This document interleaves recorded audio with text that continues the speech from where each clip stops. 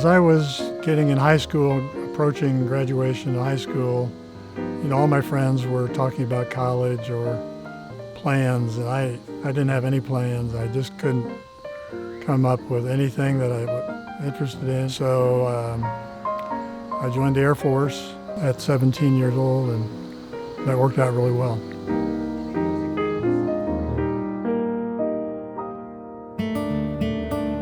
When I was in basic training, I chummed around with a Christian guy from California.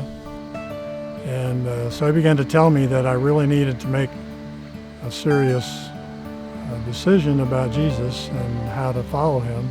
And then one day, just marching, I just called out to God. And, I just said, Lord, if you're there, help me, come to me and save me. And he did, just like that.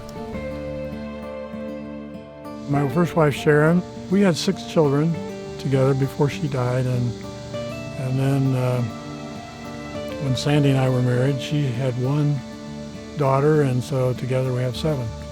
When I turned 60, 15 years ago, the kids had all gotten married, moved out. So we had this big house, and just 2 of us rattling around in there, and we just said, Lord, what do you want us to do? Because this just isn't where you want us. We just didn't feel comfortable with that. So we sold our house and moved into a little apartment, and 4 years later we moved to China. Yeah, the home that I grew up in is actually a kind of a duplex, and so the one side of the house was vacant, and Sandy thought of it. I wonder if we could fit.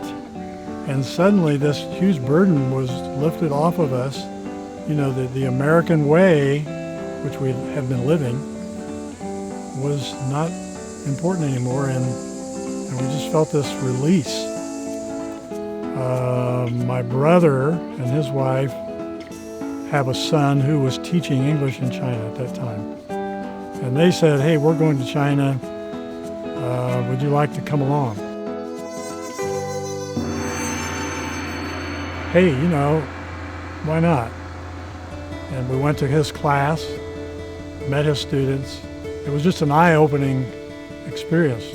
Then we began to think, Lord, something's going on here. Maybe you want us in China. I'm an engineer, so teaching English was a leap of faith. They would ask us, why are you here? And we could tell them that Jesus was the answer to our lives, and that he would, that he was available to them.